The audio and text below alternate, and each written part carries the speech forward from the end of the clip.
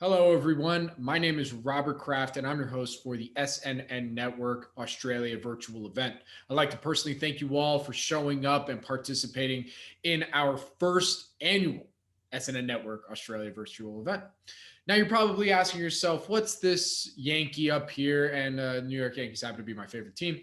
But what's this Yankee up here scheduling an event that's highlighting and focusing specifically on Australian microcaps? Well, as you've probably seen both on our website and in some of my emails that I've been putting out there, AltaFox Capital recently published an analysis of the best performing stocks of the past 5 years.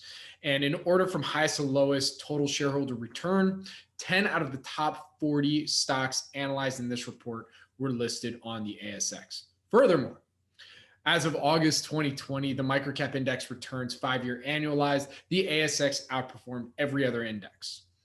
Now, North American investor interest has turned global, and the search now extends to small, micro, and nano cap stocks in Australia.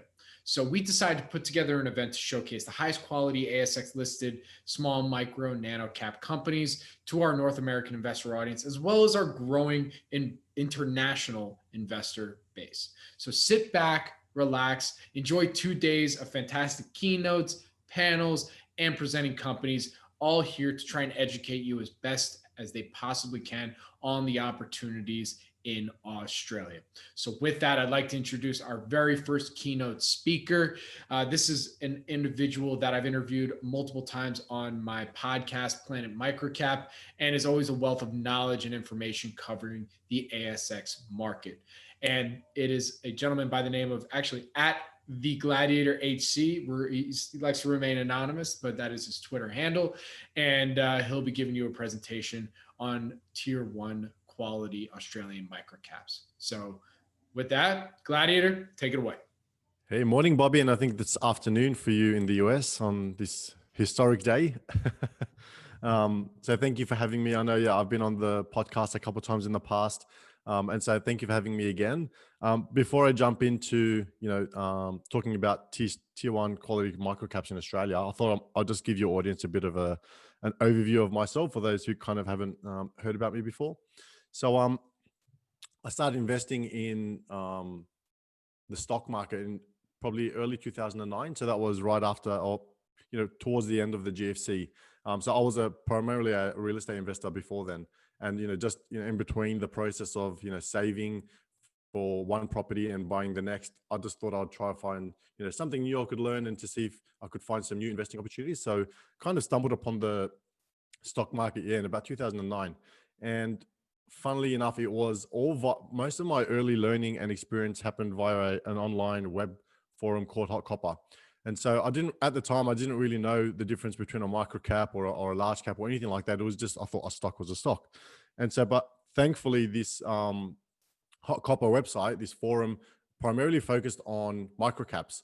So a lot of these companies that I was looking at and learning about on this website were microcaps. So I kind of just fell into this sector, which I'm very thankful for, because in Australia, we have a lot of opportunities when it comes to small companies. And if I had just fallen into the trap of, or not the trap, if I had fallen into the sector of a large cap investor, the opportunities that I've come across over the last decade, wouldn't have been anywhere near what they are today. So started in 2009, I went through all of the same mistakes that, the vast majority of investors would make.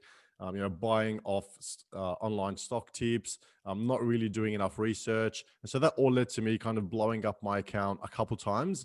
And that took me pretty much to 2012, 13. So the first few years weren't great for me, but I didn't really get too disheartened because I knew that I didn't actually put in the work. And when you don't do that in the stock market or any kind of investment, or any investment at all, real estate, stocks, businesses, whatever it may be, if you don't put in the work, then ultimately you're never going to succeed, right? So I made that kind of decision in about 2013 to say, okay, I've got to start taking this more seriously, because I actually loved the stock market. In the few years that I was in there, I kind of put real estate investing to the side a little because I just really enjoyed investing in companies.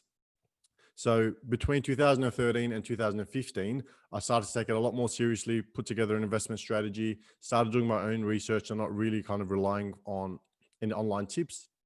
And so thankfully by 2015, I had broken even. So I'd made back the money that I had originally lost and then topped up and then lost and then topped up. So that was about 5 or 6 years where I kind of didn't make any money at all. So I just recovered all of my losses. And I think a lot of people at that stage kind of think, oh, phew, I've got lucky. I should just bail out now, take out my money and just, take it as a learning experience. But for me, it actually made me really excited to kind of see that I was able to recover from blowing up my account twice in a matter of a couple of years. And if I could just continue to do what I was doing and continue learning, then, who knows what I could have, really achieved in the future. So kind of fast forwarding from 2015 till today, still on the learning experience, loving the microcap space, and recently started to, do a bit of education out there. But my main focus is investing, and I spend the vast majority of my time now researching stocks and investing. So yeah, I love this space. I love micro caps. I don't think there's any kind of opportunities out there that really come close to micro caps. And so that's why even today, 10 or 11 years later, I think I actually love this kind of investing style more than ever, which is great. All right, but enough about me. Why don't we get into looking at, the ASX, which is our stock exchange here in Australia, and some of the positives behind it.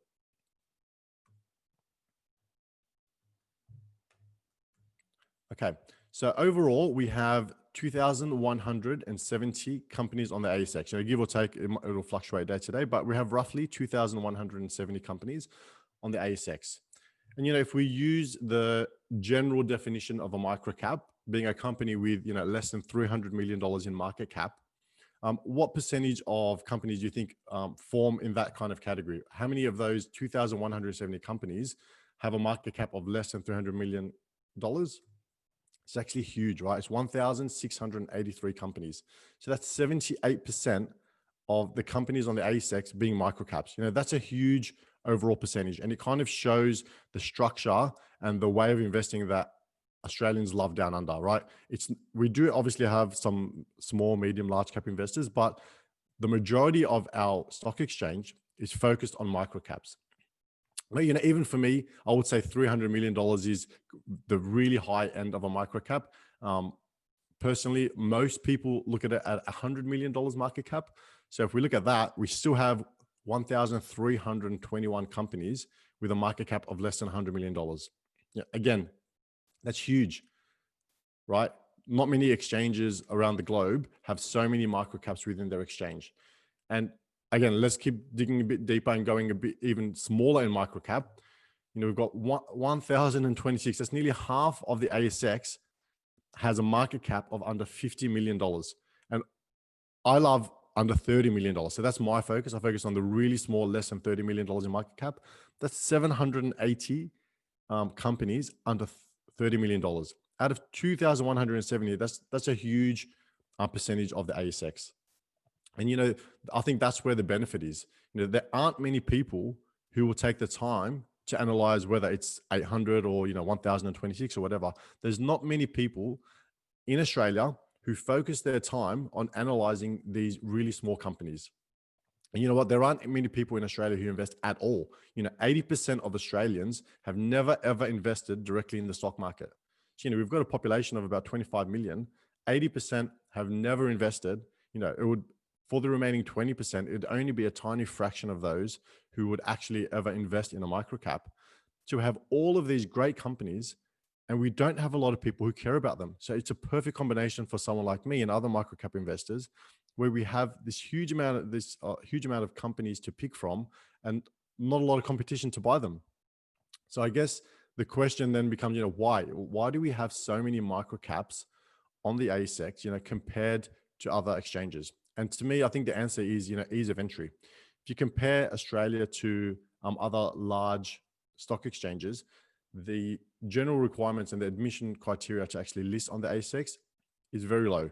So for example, all you need is to have 300 non-affiliated investors, and that only need to put in $2,000 each. So you could have, 290 come in with $2,000 each, and 10 make up the other percentage of the free float, and that would be enough. The free float only has to be 20%. and you've got to have either, so this isn't, it's not an and, it's an or. So you're either going to have $1 million aggregated profit over 3 years, or $4 million in tangible assets, or $15 million market cap. So really all you need is a company with 300 investors and a $15 million market cap, and you can list on the ASX. So that's really easy compared to some of the other, North American exchanges where you need a minimum of $100 million market cap plus evidence of aggregated profits over a number of years. And this is the IPO admission criteria. So new listings on the ASX. We do have RTOs or reverse takeovers where a company that's already listed could have, let's say, a market cap of only $5 million, and their product or their, if they were a bio, what they were researching and trialing didn't succeed, then any company out there could RTO into that shell of a company and have a market cap of anything. There's no criteria for the RTOs. So we have a lot of companies in very early stages of their development being able to come in with very little entry criteria, blocking them. And that obviously explains the huge, 70+% breakdown of microcaps on the ASX. And so obviously that has its positives and its negatives, right? If we just start with the negatives, within that 70% of microcaps, there's going to be a lot of low quality stocks, right? That have come in probably too early in their development cycle. And it'd be really easy for new microcap investors to get caught up, in the dreams of some of these stocks that management are trying to sell. It's something we've all been through throughout our investing careers. But out of the 1,000+ microcaps on the ASX, the majority of their management teams and leadership teams, they're great marketers, but not great executors. And so this shouldn't put you off investing at all. But it's something that you need to be aware of. You're coming into these companies that have no proven history. Okay. And so, but they're trying to sell you the world. So you've just got to be careful that you have a strategy in place that identifies some of these factors that really increase your risk, so that you could weed them out and really just focus on the really great companies. And, if we're talking about 1,000+ companies, you only need a couple percent of them to be really good for you to have an amazing opportunity to invest in some early stage companies that do have some proven results. So you're not just, starting with a blank sheet and hoping these guys kind of shoot out the lights. But, why don't we look at the positives now? Firstly, you get access to some of the most successful companies on planet Earth. And let me show you what I mean. So here are the top performing stocks. I could only fit 9. So it's the top 9 performing stocks for FY 19-20. And what you'll see is they all started as microcaps. So it was the top 10. So let's go. The top 10 companies on the ASX in the last financial year all started as microcaps. And if you look at the percentage returns, you're talking about, 30 bags, AUT, 27 bags ZNO. It's just huge numbers. And you can't see these kinds of percentage returns in any other asset class in the world, right? Bar, Bitcoin in its early stages when it went on that huge run, or the tulip mania, a couple hundred years ago. In our current society, you can't find these kind of percentage returns within a 12-month period. And if you think that's impressive, out of the top 100 performing stocks in the last financial year, 99 of them started as microcaps. And so that really makes me think, like, if for new investors, when they're coming into the market, wouldn't you want to focus on the sectors or the segments that have the highest performing stocks across all of the ASX? So it fascinates me why we don't have more microcap investors when we know that pretty much every top performing stock every financial year is a microcap. And I'm not complaining. This means less competition for other microcap investors like myself, but the access that you get to some of these companies, and I did come across a lot of these companies in my research. I'm ashamed to say I didn't actually invest in any of them for whatever reason. They just didn't meet my personal strategy at the time.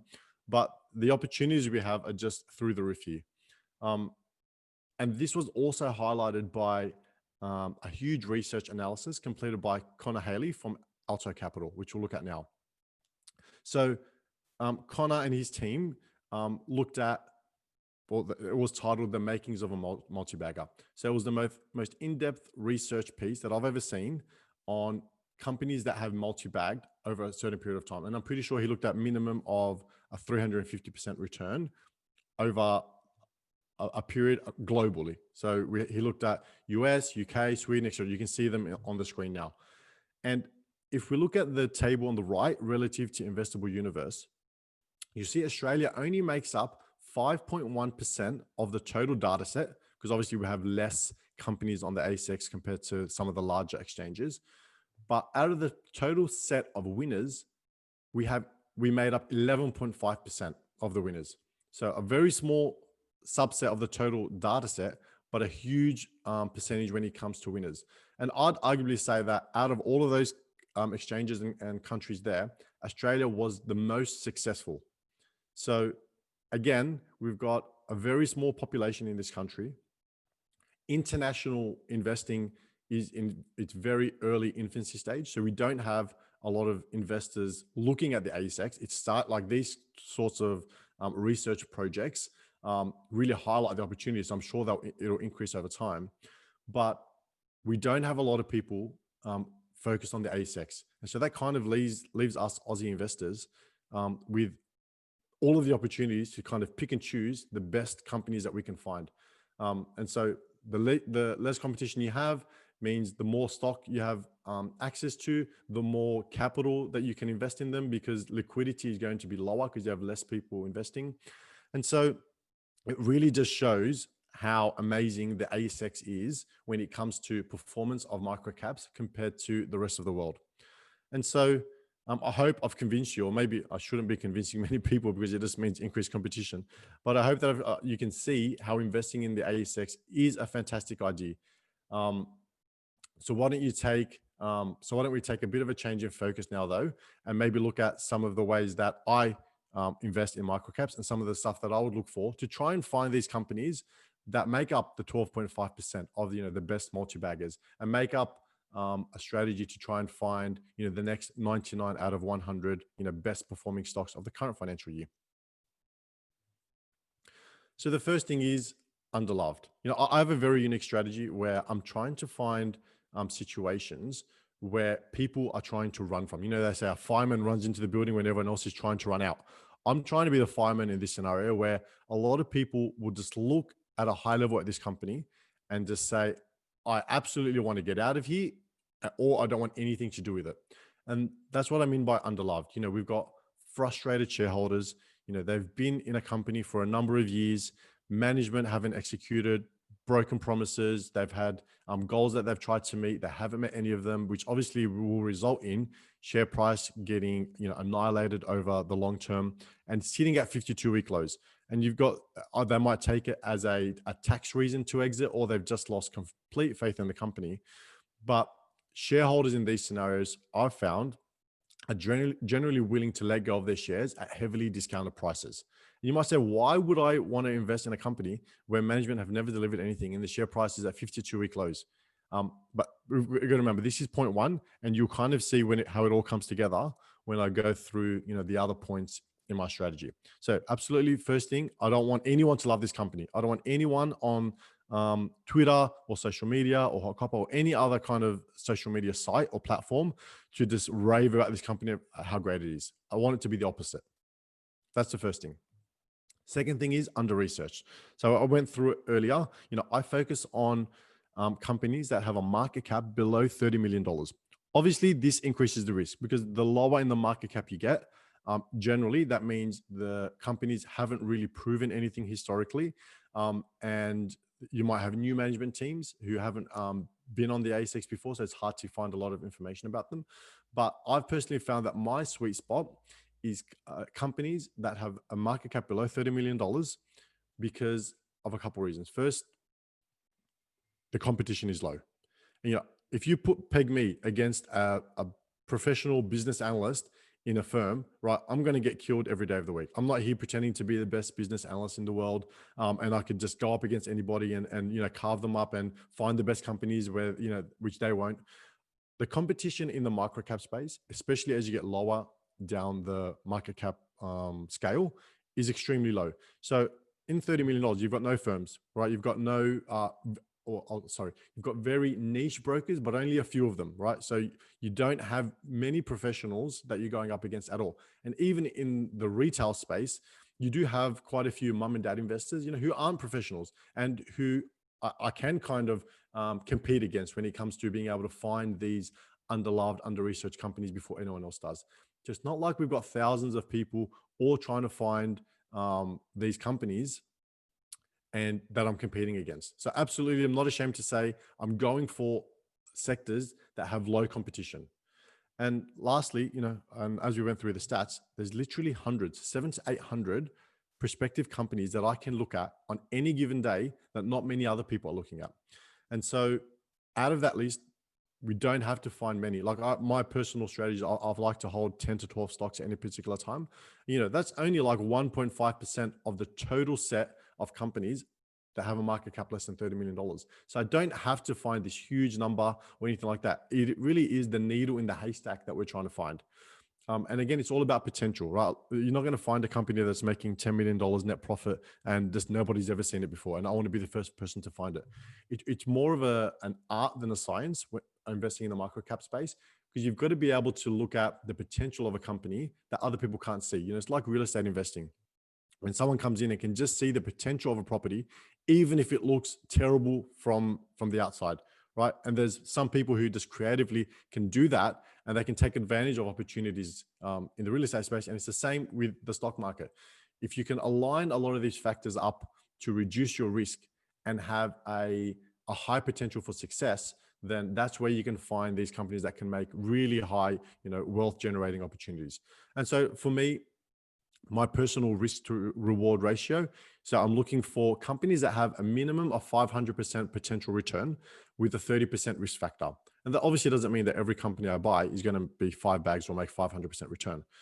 That's averages, right? So I just need to make sure it has the potential that if management can execute and if the sector itself remains in a hot space, then it can generate 500% returns. And on the downside, if I'm wrong or if management don't execute, which happens all the time, my maximum risk factor is 30%. That doesn't mean that if it hits, 31%, I have a stop loss to get it out.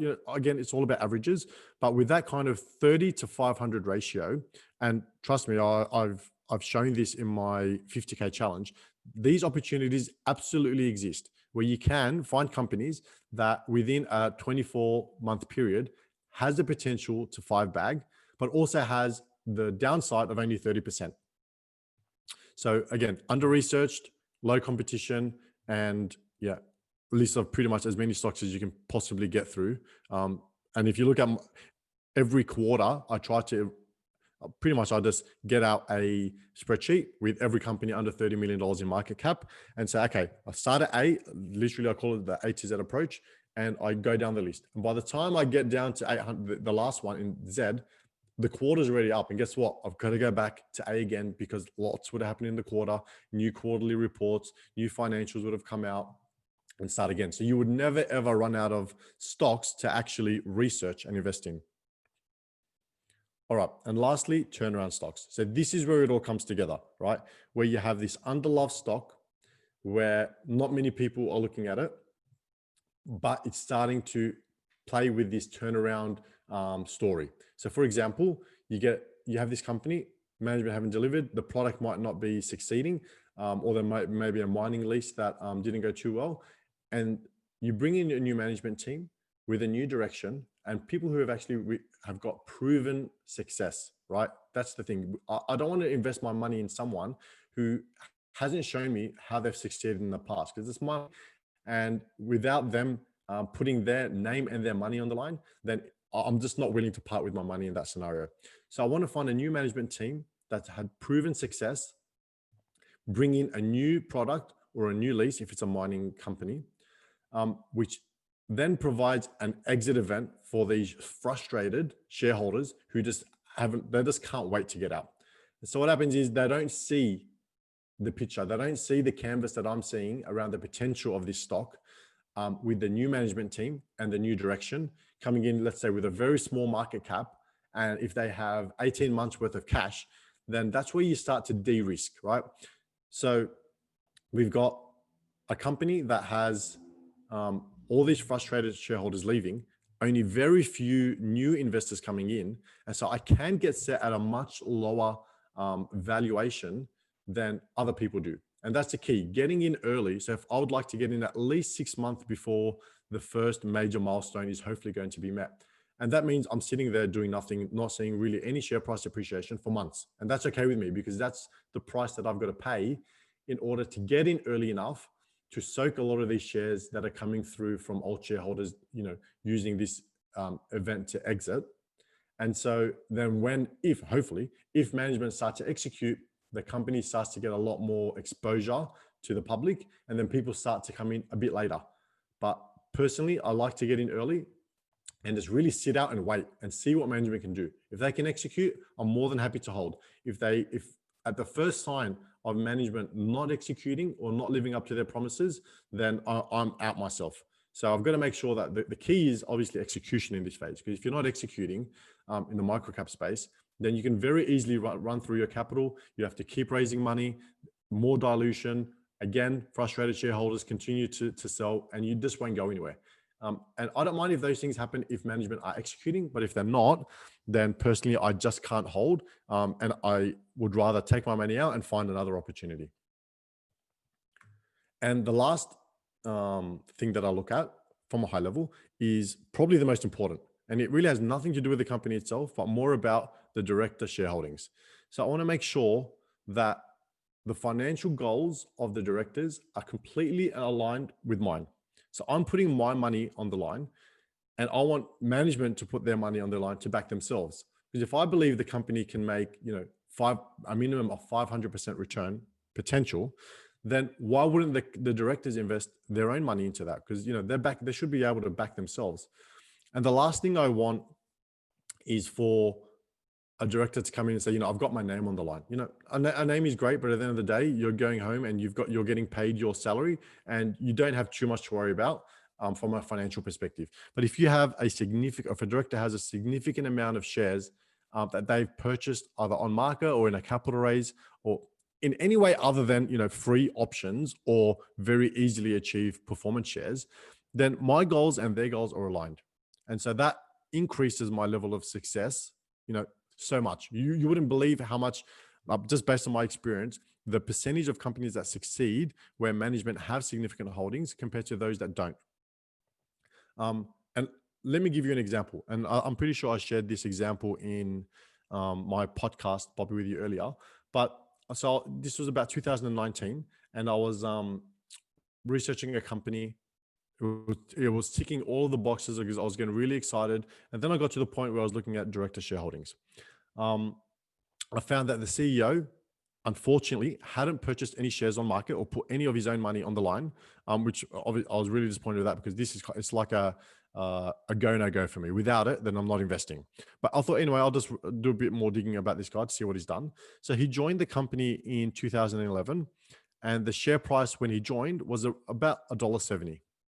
So fast forward about 8 or 9 years, with him being on a salary of about $400,000 a year, even if you take inflation into account, he took home in his tenure as CEO about $3.5 million in pay, which is, for some people would be huge. For me, it would be huge. But he took home a huge amount of pay, right?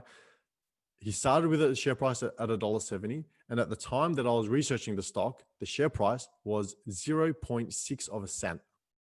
So during his tenure, the share price dropped 99%, but he took home $3.5 million.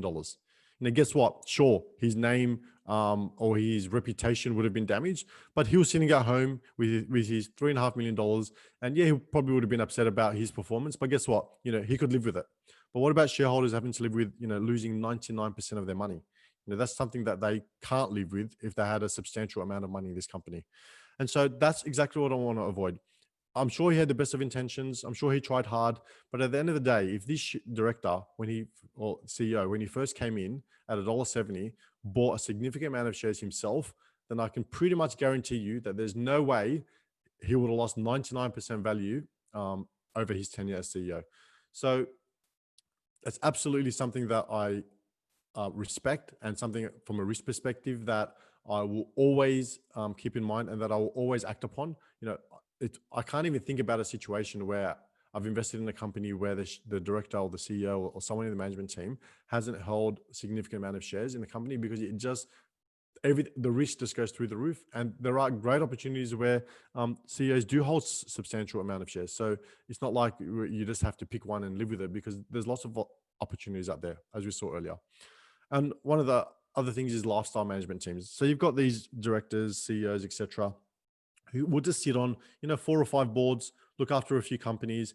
They might get, on paper, it might not look like they're getting paid a lot, maybe 60 or 70,000 a year.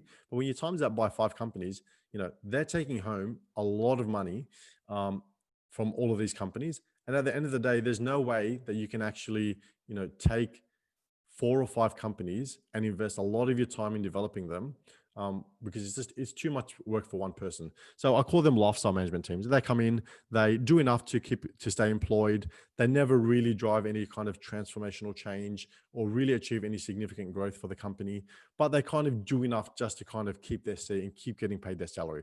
That's something I absolutely want to avoid. And in the best case scenario, I'd love to have a CEO who kind of was the founder of the product and maybe brought it into the ASX and IPO'd or RTO'd, and has taken their payment in shares. And that's where I found that you get the biggest growth in share price appreciation and wealth. So you've got this man or woman who's developed a product or a company, has IPO'd it, has maybe taken 20% of the company in shares as their payment for kind of signing over the company. And then it's like their little baby, right? And if they continue to succeed, because it's not like they could just sell their shares, because if the public see that these directors or CEOs are selling their shares on market right after they've IPO'd, well, then guess what? Everyone else is going to sell and they'll lose a huge amount of wealth. So they have to perform. And if they do perform, they'll create a lot of wealth for themselves. So that's what I was talking about before around the risk reward. If you find these scenarios where your financial interests are aligned with the director's financial interest, if they have enough cash so there's no dilution required anytime soon, and if the company has a good structure, then guess what? That's where you start to see the potential for 500% returns and the max downside of about 30%. If your loss is greater than 30% at one particular time, you just go back to the fact that these CEOs and directors hold a lot of shares. It's in their best interest for the company to perform. And even if the market, like today, I'm sure the market, I haven't looked at it yet, but is probably not doing great with the elections going live at the moment. But you don't freak out if the market's starting to turn and your company start to take a hit. But as long as management are executing and delivering, then sooner or later the market will correct itself and it will come back. And guess what? The company now is a lot more progressed over the last 6 to 12 months. And share price will just catch up. So you don't see these kind of linear in microcaps. You don't see linear growth in share price, 7% a year over 20 years. You kind of see periods of stagnation where the share price is not moving at all. You have periods where the stock market itself is not doing well. So you have contraction there. But then you'll see potentially in the space of a week or two, you could have 300 or 400% gains. So you've really got to have conviction in your stocks, and you've got to have conviction in your process, so that you don't get shaken out when the market turns and when the share price of the company you're holding gets smashed for nothing that has no reason to do with the company itself or leadership not executing. You can definitely hold through that period and come out the other end. So I think conviction is the main thing in that regard. Okay, and I did want to talk about a few main points that microcap shareholders, it's not specific to my strategy, but that microcap investors should be aware of and should kind of keep in mind, because we do have huge structural advantages in this space. And, Warren Buffett, a lot of people would see him as the buy and hold forever kind of investor. But most people don't know, in the 50s and 60s when he first started, he made all of his money in microcaps, right? Getting these microcaps, buying a significant holding in shares, appointing himself or somebody else on the board, forcing appreciation through execution, and then making his money. So that's how he got to the point where he was able to invest in these large companies like Apple, etc. I mean, he says it's a huge structural advantage not to have a lot of money. I think I could make you 50% a year on $1 million. No, I know I could. I guarantee that. So you can't say, or people, you can't say that Warren Buffett averaged 20% a year, right? So I can't, it's impossible. He's the best investor ever. I can't possibly make more than that. So if I've got a small portfolio of even say $30,000 or $40,000, then there's no point me investing trying to make a few $1,000s a year, because even, you know, even with Warren Buffett's performance, even if I match that, it's still not that much money. You know, that doesn't apply to microcaps, because Buffett and all these huge fund managers, they're managing billions of dollars. We don't have that, right? If you look at a lot of the institutional investors and companies out there, most of them can't invest in a company that has a market cap of less than $100 million. So it doesn't matter how much potential it has, or who the CEO is and their previous success.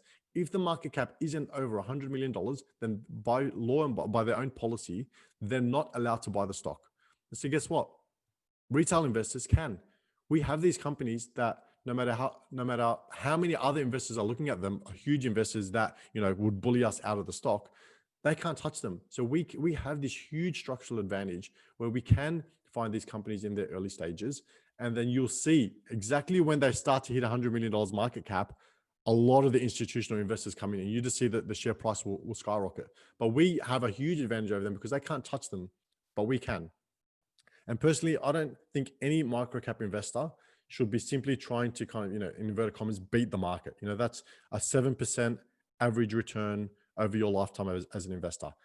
If you have a small capital base, then you absolutely should be trying to shoot out the lights. I've seen a lot of people in my 10 years investing take a 5-figure account and turn it into a 7-figure account in less than 10 years. And that obviously doesn't mean that every microcap investor is going to get rich and they're just going to make all this life-changing money by just investing in these early stage companies. That's not the case. But what I'm saying is you can absolutely make life-changing money in the microcap space because most microcap investors' portfolios are small. And being small, you're much more agile and you're much more fluid. You can get into a stock quite easily and you can get out of a stock quite easily. You don't have to hold because you have so much shares that if you sell, you're just going to kill the share price. You can get in and out very quickly and be able to maneuver around what's happening globally and within the sector and within the company. So the point of this is it doesn't matter if you don't have a lot of capital. This is what I'm saying. Even if you have a 5-figure account, it's going to take you years to learn this game anyway. And you'd rather make all of the mistakes that a beginner would make, that I made in my early years and everyone else made, with a small portfolio rather than a large portfolio.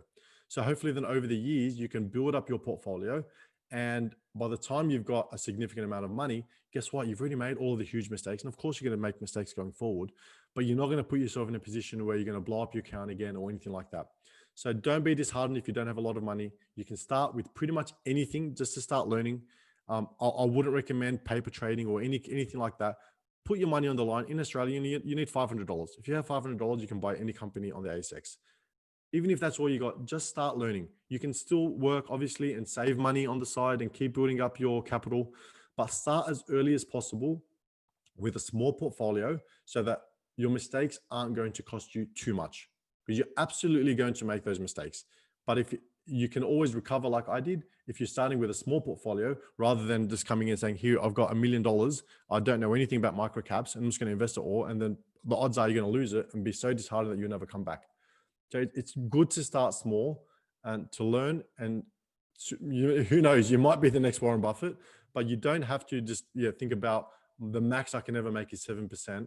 And then it's just not worth it. So that's the first thing I want to talk through.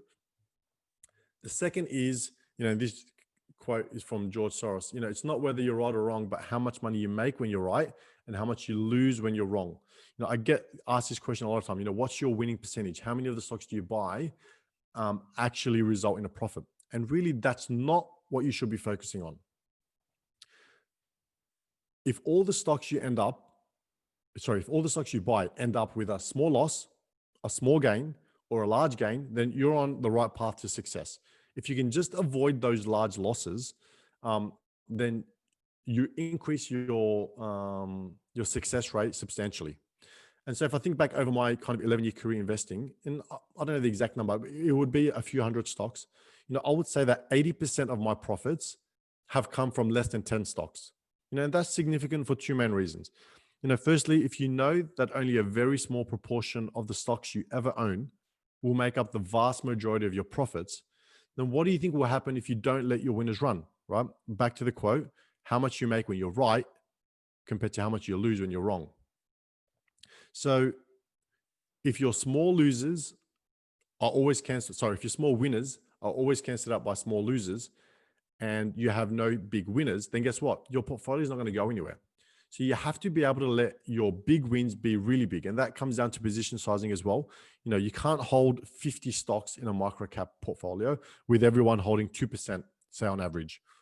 You've got to be able to position yourself so that when you're right, that one stock can take your whole portfolio up with it. And I'm not saying invest all in one stock. I do 10 to 12 stocks.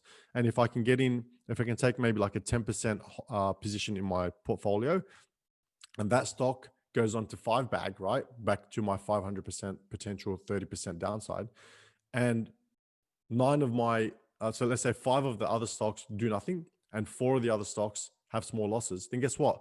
Even though I've only had one big winner out of 10 to 12 stocks, that will lift my entire portfolio. But as long as I don't have a big loser, because you're definitely going to have small losses and you're definitely going to have small wins. But if your big gain is offset by a big loss, then guess what? Again, your portfolio is not going to go anywhere. You'll probably get frustrated. You increase your risk to try and make more money quickly. And then you end up just experiencing more big losses and you probably just blow up your account. And that's what happens to most people, and it happened to me a couple of times. So letting your winners run is extremely important, as well as avoiding any large losses. And I'll give you an example, right? So as I told you earlier, I blew up my account. I had a very small portfolio at the time though. I blew up my account twice in between 2009 and 2012, made all that money back by 2015. And then I had an extremely good couple of years. So between 2015 and 2017, I'm not going to quote numbers or anything like that. It's not to try and give myself a big head or impress anyone, but I'm just to give you the context of where this story is going. I made a lot of money between 2015 and 2017. And when that happens, risk kind of goes out the door.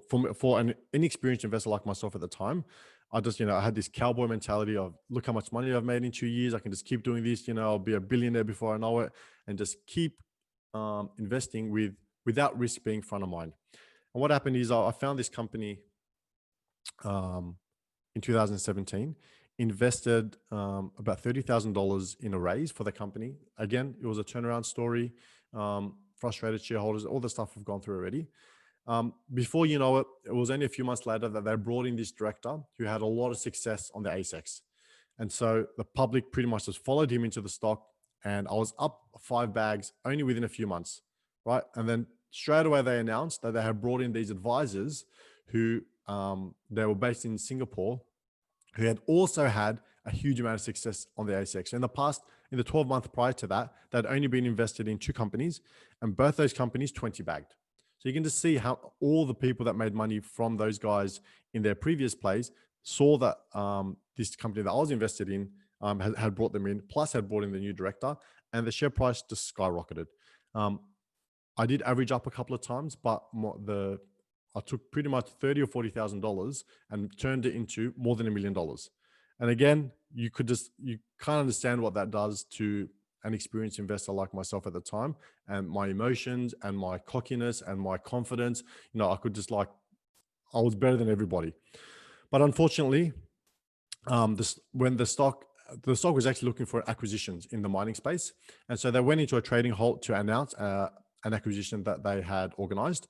So both the new director and the advisors had an acquisition they wanted to put before the ASX to list and obviously try and create more shareholder wealth. Unfortunately, the ASX didn't like the acquisition at all.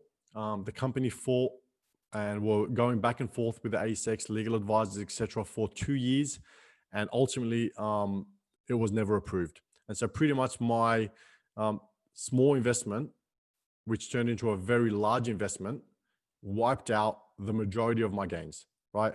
And so if you have these small winners and these small losers that cancel out, which is fine, then you have this huge winner, over $1 million in one stock. If that's offset by a $1 million loss, well, then guess what? You've pretty much just wasted years of gains and just thrown out years of gains in one stock. So you absolutely have, that example gives two good lessons. Firstly, you've got to let your winners run. You can turn $30,000 into $1 million in a micro cap. Obviously very hard, and I probably will never repeat it in my life again. But you have to let your winners run, but also the risk management is going to come into account there. So no matter how much I thought the company was going to go to, it's my fault that I lost that $1 million. It's not the company's fault. It's not the ASX's fault. From a risk management perspective, I should not have stayed invested in that company once I turned over so much profit, and the risk would have been through the roof of, the acquisition might not have, even if it did list, right?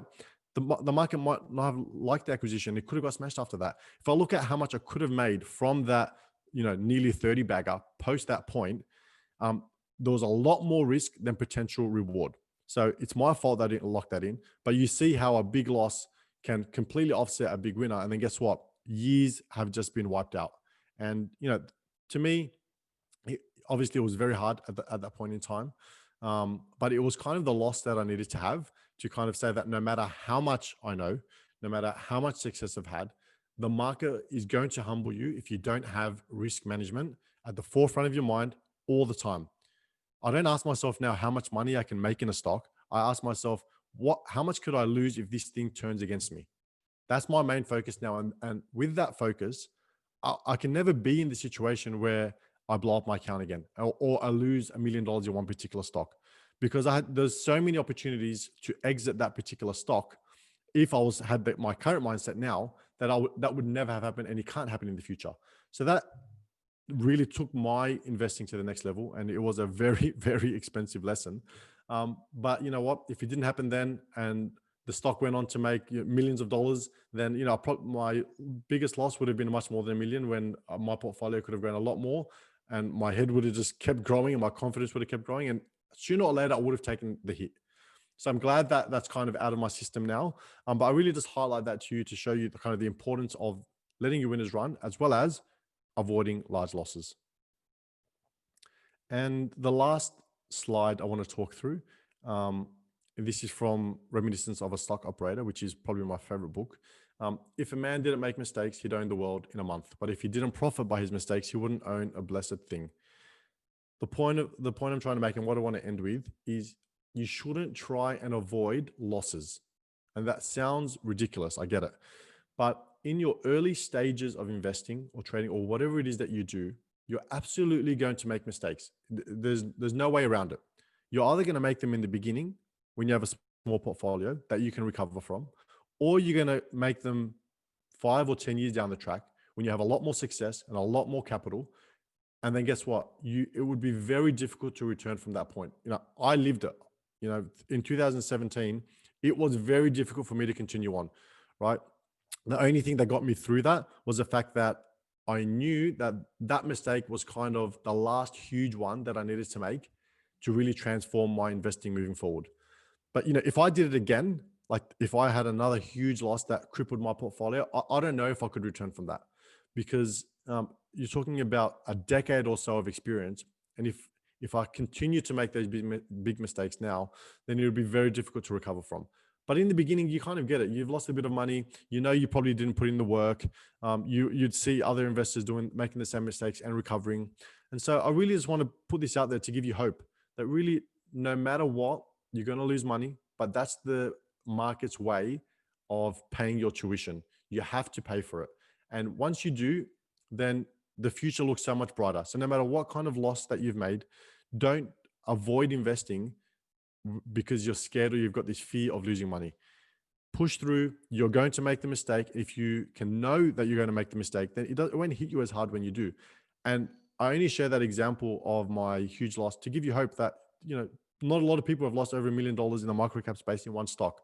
And if I can recover from it, then, so can everyone else. I'm not special. I don't have a high IQ. I don't have any any finance or investing formal education. I'm just a normal person like you who's trying to learn as I go. So if I can do it, anyone can do it.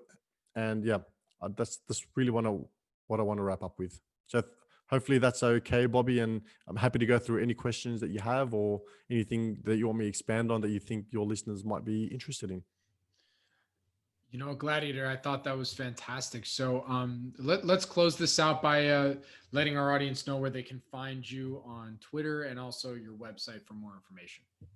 Yeah, so my Twitter handle is @thegladiatorhc, and my website is thespecinvestor.com.au.